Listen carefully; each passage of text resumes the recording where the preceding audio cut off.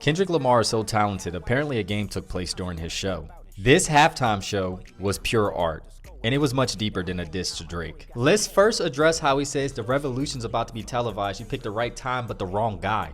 We are in the age of revolution, and it's going to be digital. We are no longer falling for the narratives that the mainstream media pushes.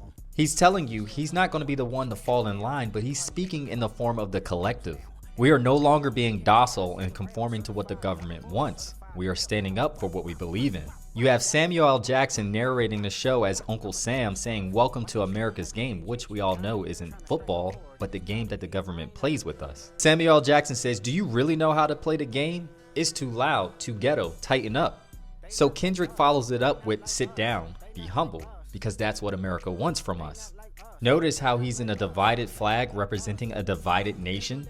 Yet you have the Crips dressed in blue, Bloods dressed in red coming together united regardless of their differences and hatred towards one another. If you studied every successful revolution in history, unity is the main ingredient. After they're united, Uncle Sam comes by and says, "Oh, I see you brought your homeboys," which is the culture cheat code. Deduct a life. My mind instantly thought of Fred Hampton, how he united rival gangs and the government deducted his life. I also noticed how their sweatsuits look like the ones from Squid Games, which is a representation of capitalism.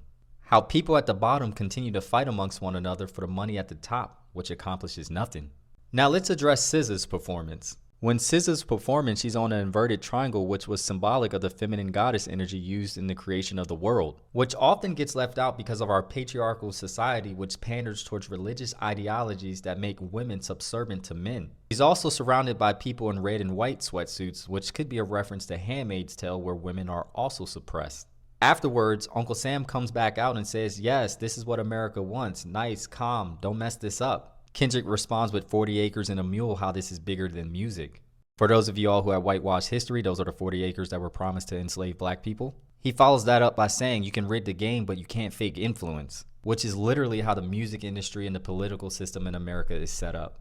This halftime show met history at the right moment. Kendrick used his influence on the greatest stage in front of the leader of our country to remind you all to stand up for what you believe in. He performed not like us, knowing he would face consequences, but he did it anyway. What's even more iconic is he brings out Serena Williams and she crip walks on stage, which she was scolded for after winning a tennis match.